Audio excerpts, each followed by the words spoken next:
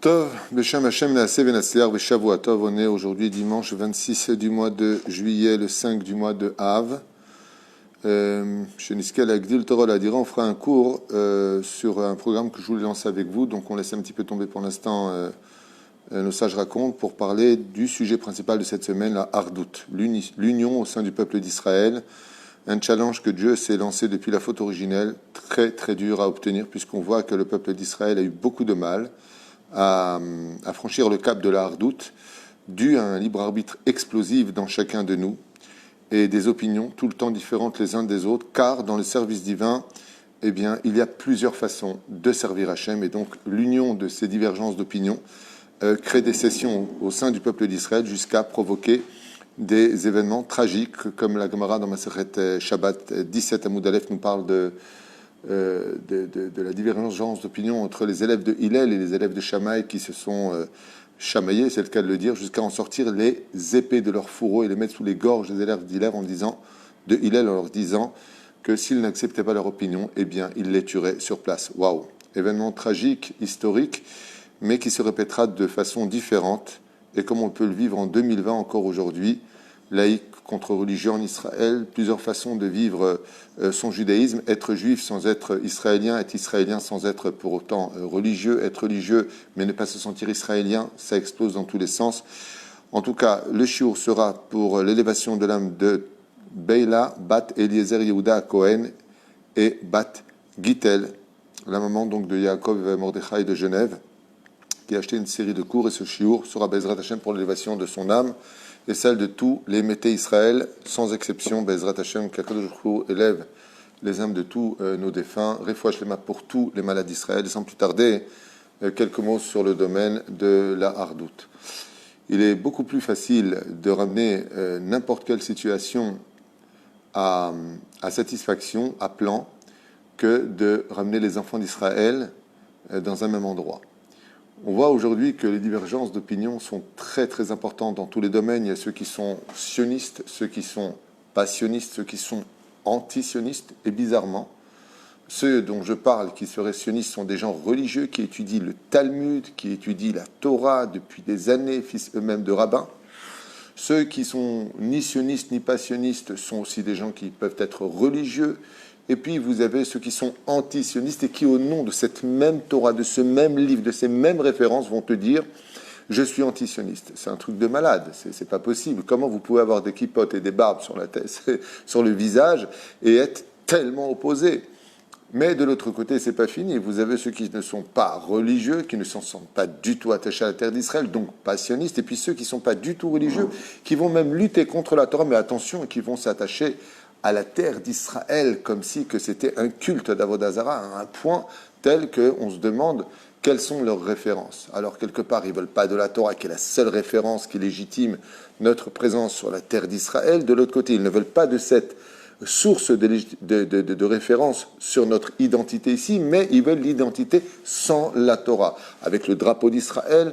Donc tu as ceux qui ont les kippot srugot, qui vont prôner la gloire de la Torah sur la terre d'Israël, le retour de Tzion, le retour de la nation sur sa terre, et tu auras ces mêmes gens juste en face, israéliens du même pays, qui ont fait le même service militaire et qui vont prendre le drapeau d'Israël, ce même drapeau, au nom de la liberté d'expression de un peuple sans Torah sur la terre d'Israël. C'est quelque chose d'incroyable, et de qui plus est, ça c'est pour ce domaine-là. Maintenant, si on rentre sur les élèves, par exemple, du Baal Shem Tov, le Baal Shem Tov a eu des dizaines et des dizaines d'élèves qui vont former eux-mêmes des mouvements chassidiques, les Belz, les Vizhnitz, les Breslev par la suite, vous avez les Lubavitch, et la liste est très longue, et c'est pas qu'il y en a pas un qui est d'accord avec l'autre, ce sont tous les élèves du même Rav, le Baal Shem Tov, mais chacun a pris un couloir pour dévoiler ce que lui a compris de ce maître. Et cela va créer, malgré tout, et au-delà de toute compréhension, chacun son rave, chacun ses habits, chacun ses chaussettes blanches, noires, qui montent, qui descendent. Waouh! Dans les moindres détails, la mahloquette existe, le conflit existe, et l'union est très très difficile à créer. Pourtant, le challenge de la création du monde, c'est justement de créer le Kéli. C'est-à-dire que on va prendre cet épisode de la faute originelle, quand le serpent est venu faire tomber Adam et Ève tel qu'on comprend au niveau du pshat, premier niveau de compréhension, la morsure du serpent, si vous voulez, l'intrusion du serpent au sein du couple de Adam et Ève, avait pour but la scission. C'est pour cela que le serpent n'a que deux dents de chaque côté. Il vient séparer, comme c'est marqué de façon magnifique au niveau de la Kabbale, quand tu écris le mot Nachash, tu écris en hébreu le mot Nachash Nun Chet Shin, qui était donc chevauché par le Satan, Shin Tet Nun. Vous avez de chaque côté, donc si vous revoyez les lettres du mot Shin, Nun, Nun, Shin.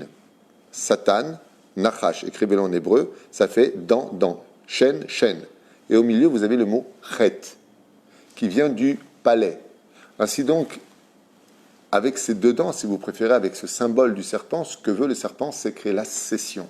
Il se bat pour unir les forces du mal et il se bat 2 fois plus pour diviser les forces du bien, de telle façon à ce que le venin puisse pénétrer l'union de la pensée, de la parole et de l'action, de telle façon à ce qu'il n'y ait non seulement pas d'ardoute, pour que pendant que nous on se dispute, nos ennemis prennent du terrain.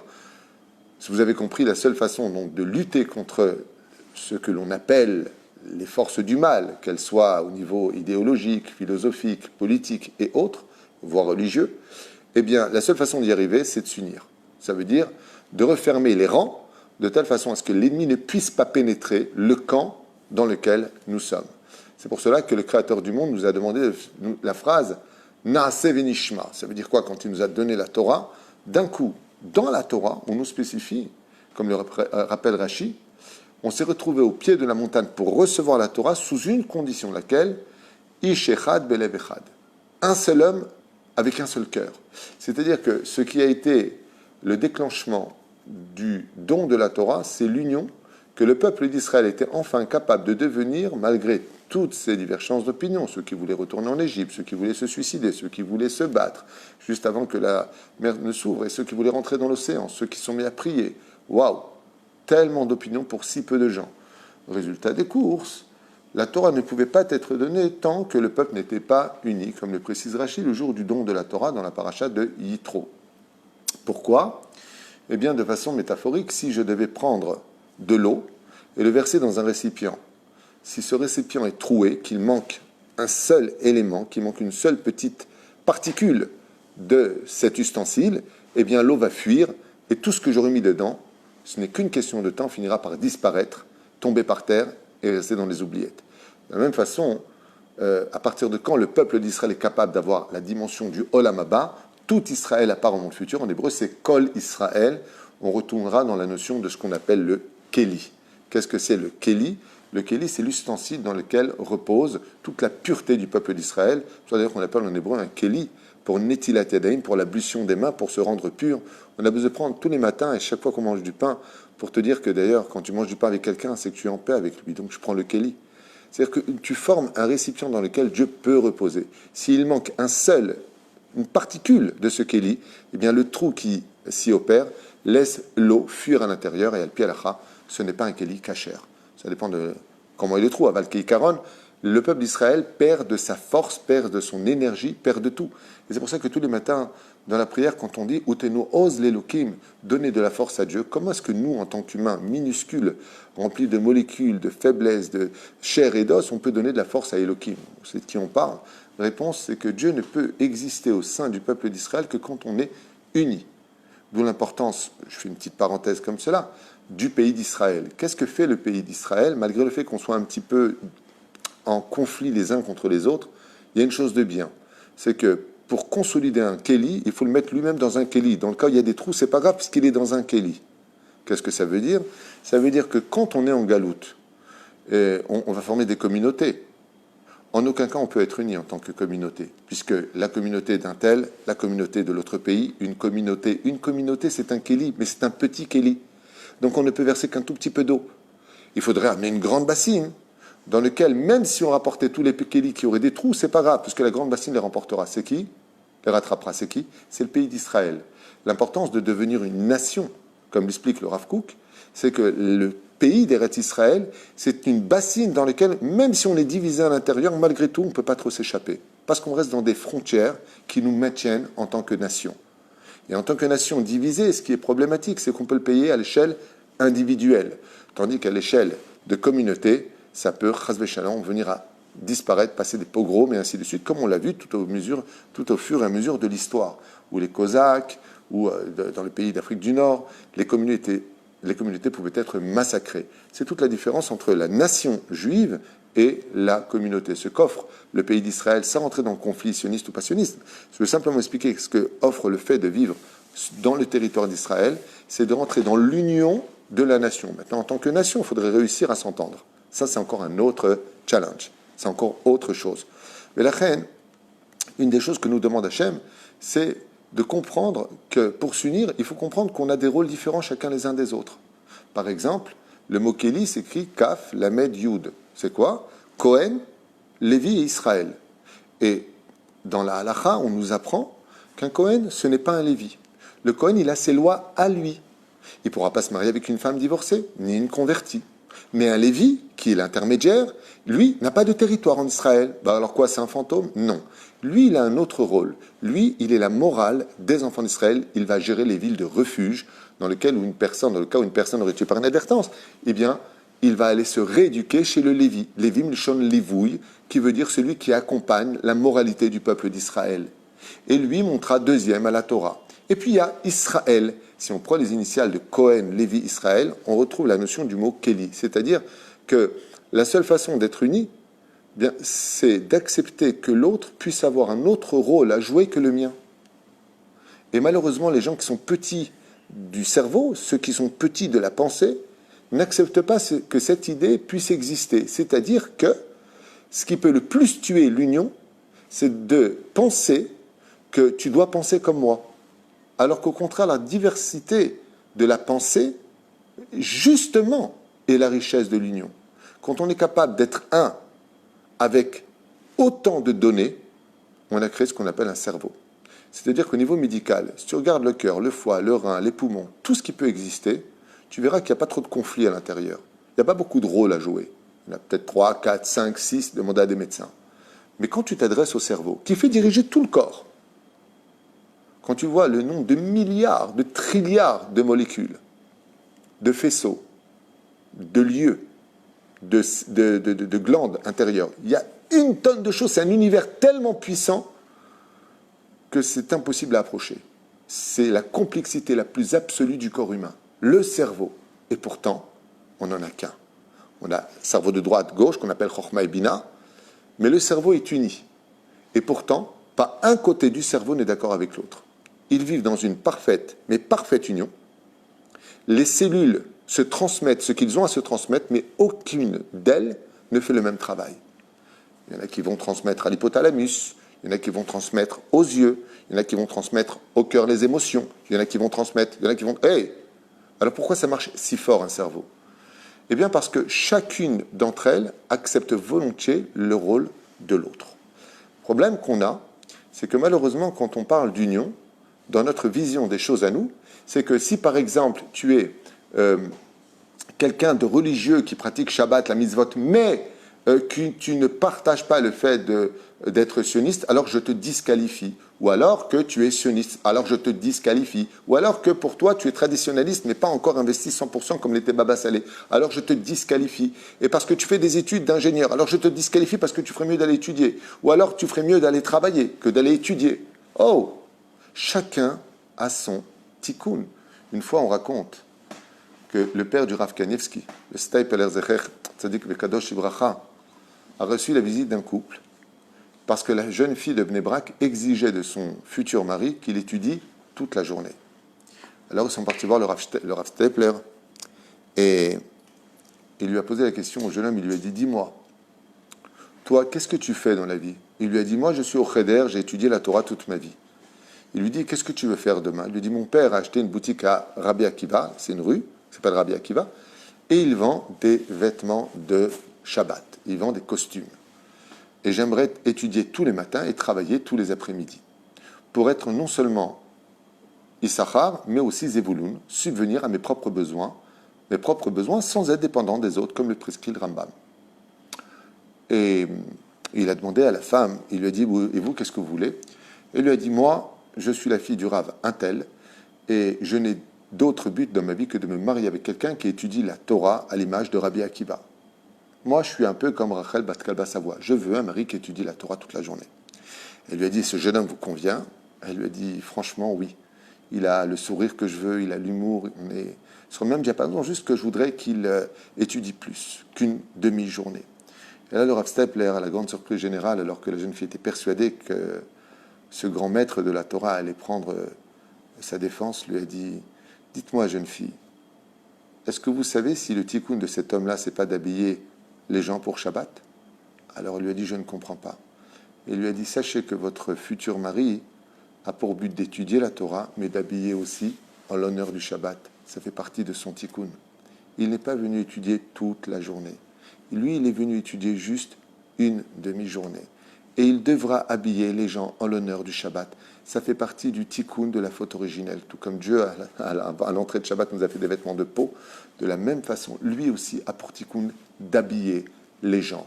Chacun de nous avons des rôles à jouer. Il y a ceux qui doivent étudier toute la journée. On appelle ça des abrechim.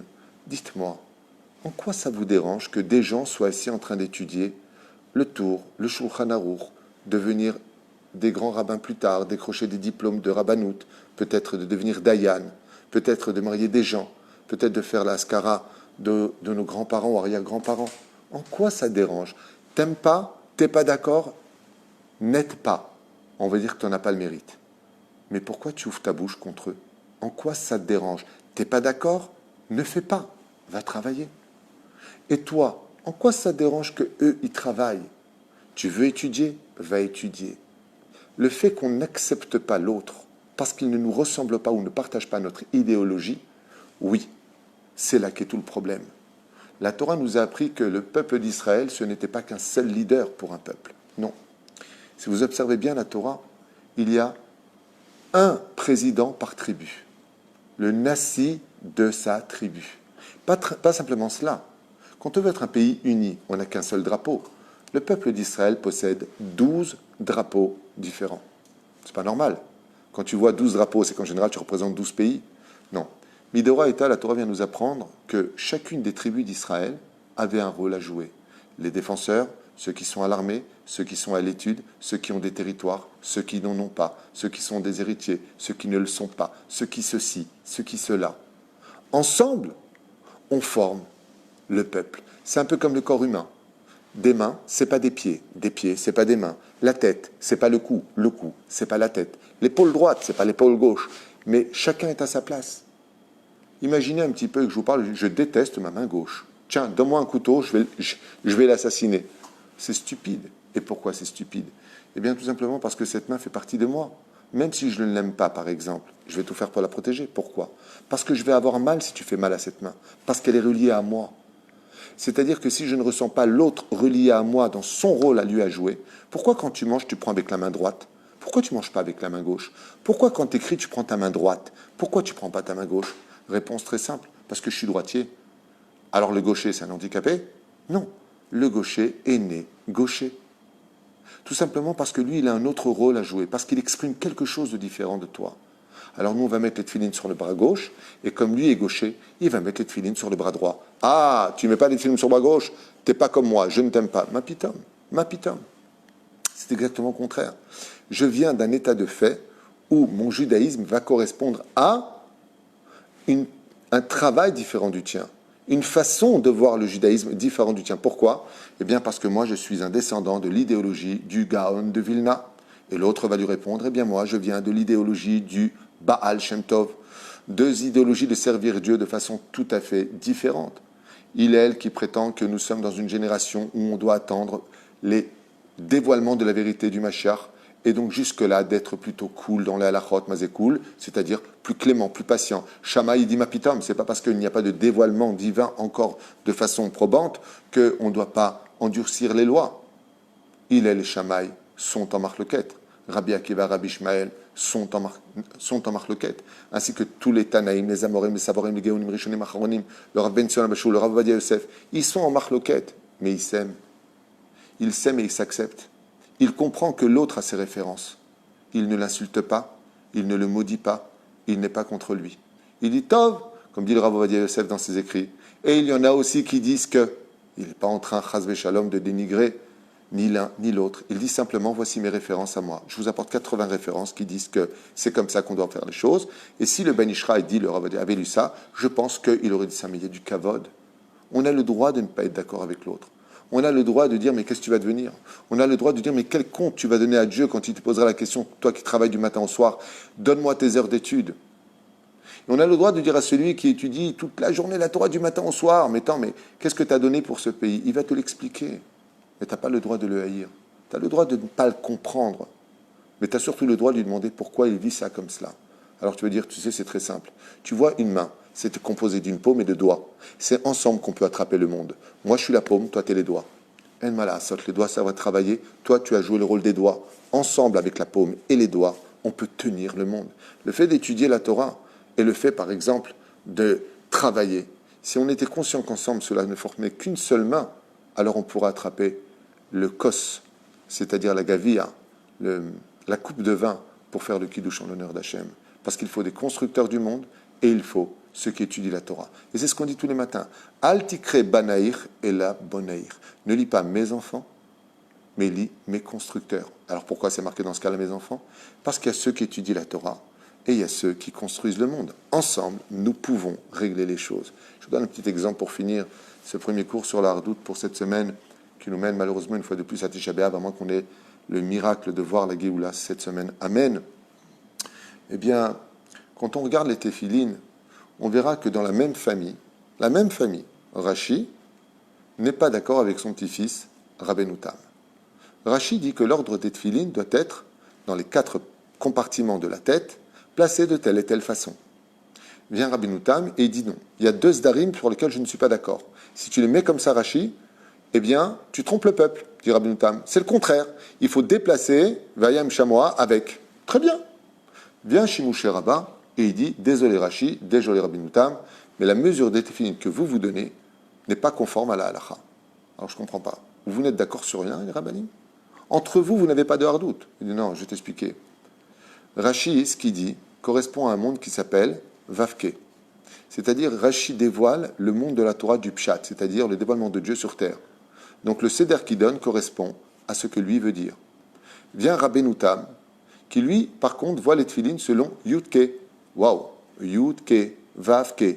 Qu'est-ce que fait Rabbeinu Tam? Il les place dans un autre ordre qui est plus élevé. C'est pour ça que quand on met les deux ensemble, Rashi et Rabbeinu Tam est au-dessus de Rashi et non pas en dessous de Rashi. Parce qu'ensemble, quand on les met, dit le Harizal, puisque c'est ça, il ou là aujourd'hui, eh bien, on porte Yudke Vavke. Et c'est une très très importante mitzvah de mettre Rashi et Rabbeinu Tam.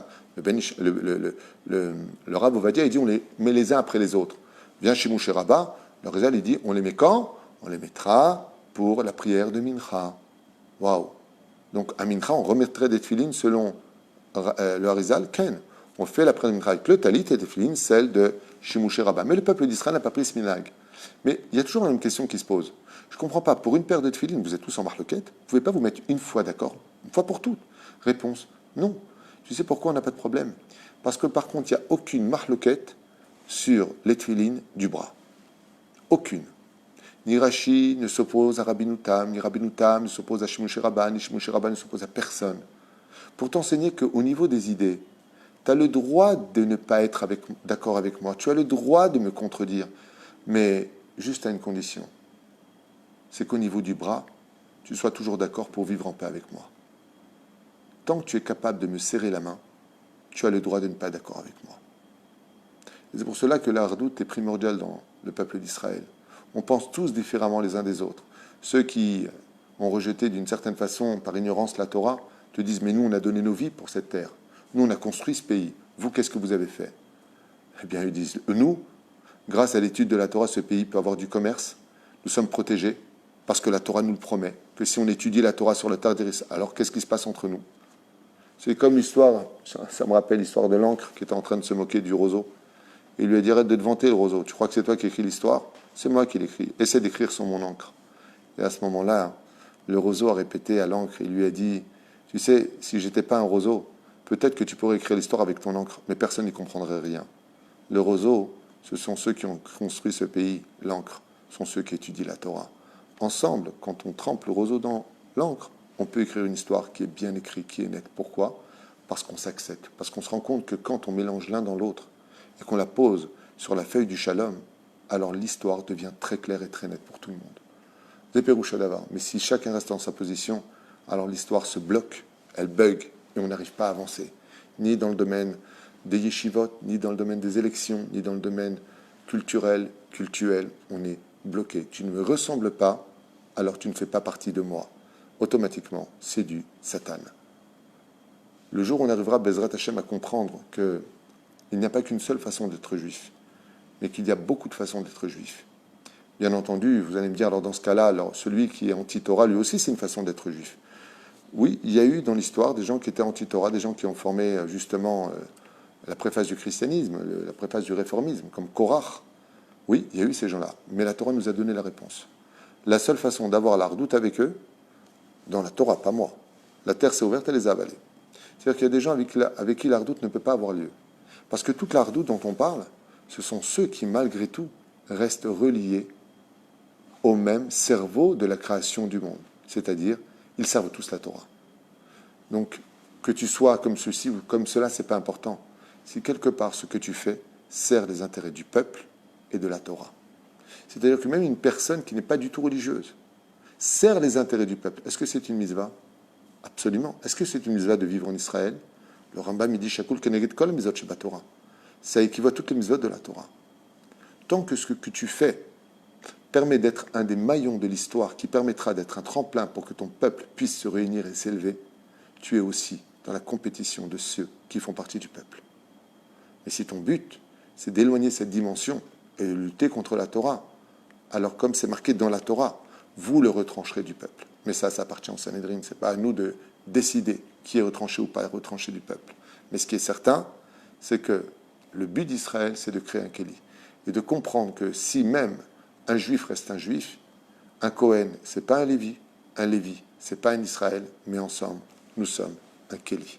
C'est-à-dire que même si on est différents les uns des autres, on a tous un rôle à jouer dans l'entité de recevoir l'ensemble de la Torah et de l'idéologie divine qui est infinie à travers plusieurs pensées, tant que, je répète une dernière fois, elle ne va pas à l'encontre d'Akadosh Baruch Hu, des commandements et d'Ivrei Chazal.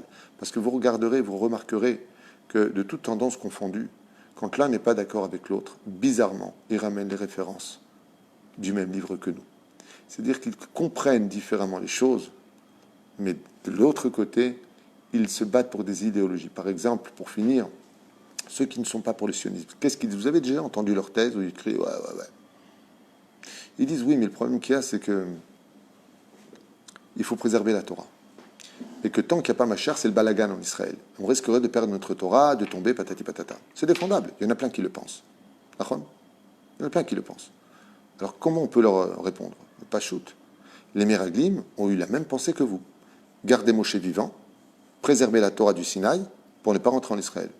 On vient de le lire dans Parashat Devarim, Ador, Ara, Azé. Dieu a dit, mauvaise pensée. Donc, ne pas suivre comme exemple. Pas suivre, puisque l'idéologie des Meraglim était de préserver la Torah en galoute, pour ne pas la perdre en Israël avec, c'est un pays qui est trop dur, il faut faire la guerre, il faut faire ceci, cela. Très bien. Cette idéologie-là, elle est défendable? Bien sûr qu'elle est défendable. Bien sûr. Bien sûr qu'elle est défendable. La Torah passe avant tout. Alors, le problème, c'est que même si elle est défendable pour nous, on a vu les résultats de la Torah. La Torah nous dit Lotov. Lotov. Cette même Torah que tu veux défendre est celle qui te dit que ce n'est pas une idéologie valable. Pourquoi? Parce que la Torah a été donnée pour être vécue par Achat Vaitranan, ça arrive en plein pot, justement, Minashamaïm, qui te fait comprendre que la Torah a été donnée pour être essentiellement vécue sur ta terre. Et tu la pratiqueras en galoute pour ne pas oublier la terre d'Israël.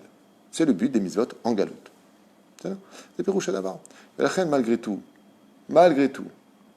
alors il ne veut pas venir, il a sa communauté, il est bien là-bas, va Kasha. Toi tu vis là, tu es content. Que Dieu les protège et que Dieu les amène dans de meilleures conditions. Pourquoi l'isnotam? Pourquoi les haïr? Pourquoi leur en vouloir? Chacun a son mérite, chacun a son rôle. Le seul qui peut dire ce qu'il a à dire, c'est la terre qui s'est ouverte. Mais qui a ouvert la terre? C'est Dieu. Que Dieu vienne faire le céder, parce que nous, on n'a qu'une seule chose à faire. Notre travail à nous, c'est de chercher à nous unir et de nous trouver du mérite. Le travail d'Hachem, c'est de juger qui doit rentrer dans l'union du peuple d'Israël et qui s'en est exclu. C'est ce qu'on dit à Pessah. Ulfi sheotzi et atzmo min haklal kafar baikar. Qui appelle le Racha Racha? C'est Dieu lui-même. Parce qu'il s'est retranché du peuple. Nous, à notre petit niveau à nous, c'est de trouver du kafsrout à tout le monde. Que Dieu protège nos juifs de France, qu'il protège nos juifs des États-Unis, les juifs d'Afrique du Nord, là où ils sont, au Maroc, partout où ils sont, que Dieu les protège. Notre rôle à nous, en tant qu'humains, qu'est-ce que Dieu attend de nous?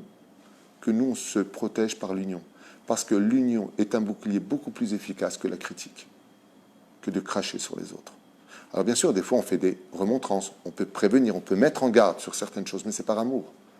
Mais celui qui viendra dire qui, que, quoi, dont ou lequel, c'est Akadosh Baruch Hu. Notre but à nous, avant Tisha B'Av, comme le dit la Gemara dans Sanhedrin, il n'y aura pas de Géoula finale tant qu'on ne sera pas unis. Tant qu'on ne sera pas unis. Et ce qui est dommage, c'est que quand on entend les sirènes sonner, parce qu'on se fait bombarder du côté de la bande de Gaza, d'un coup, on oublie tous nos différends. D'un coup, on ne voit plus nos indifférences. C'est incroyable, quand on nous fait du mal, combien d'un coup on réalise qu'on n'est qu'un peuple. C'est fou de voir à quel point nos ennemis sont capables de nous rappeler que nous sommes juifs. Quand on a posé la question à Ahmadinejad, vous voulez tuer les religieux en Israël avec la bombe atomique ou vous voulez tuer les laïcs? Il aurait dit, je ne comprends pas la question. Un juif, c'est un juif. Quand on a posé la question à Hitler, quelle sorte de juifs il comptait tuer dans son livre Mein Kampf? Il a répondu, tous les juifs. Pourquoi tu ne ferais pas de différence entre celui-là ou celui-là, l'Ashkénaze ou les séfarades? Il a aussi conquis l'Afrique du Nord. Il a aussi emmené des juifs du Maroc, des juifs d'Algérie et surtout des juifs de Tunisie. Comme j'expliquais ce matin, mon père a eu le mérite de se sauver d'un de ses camions. Ouais. Pourquoi tu t'es adressé aux juifs ashkénazes et aux juifs séfarades? Parce que Hitler ne comprenait pas qu'on pouvait être juif séfarade et ashkénaze. Lui, il voyait juste une chose. Que tu sois né au Maroc, que tu sois né en Pologne ou en Russie, c'est la même Maguette David. Vous êtes les enfants d'un même père. Vous êtes une seule et unique famille. Shema Israël, Adonai Eloheinu, Adonai Echad. C'est dommage que les nations du monde savent cela. Comme si il y a des voyous qui arrêtent un juif comme ça pour le dépouiller, mais qui disent hey, les mecs, arrêtez, ne me faites pas de mal, je suis comme un goy. Tu crois que ça va les intéresser? Ils vont voir ta Magen David, ils vont voir que tu es juif. Pour eux, tu es juif. Là, à Moscou, vendredi, une rescapée de la Shoah de 90 ans a été sauvagement poignardée par sa Ozeret, ex-soignante, aide-soignante, sauvagement poignardée. Elle était juive et pourtant pas spécialement pratiquante, mais juste elle était juive. Quand elle a annoncé qu'elle était rescapée de la Shoah, cette aide-soignante l'a frappée de plusieurs coups de couteau dans son corps, et peu importe.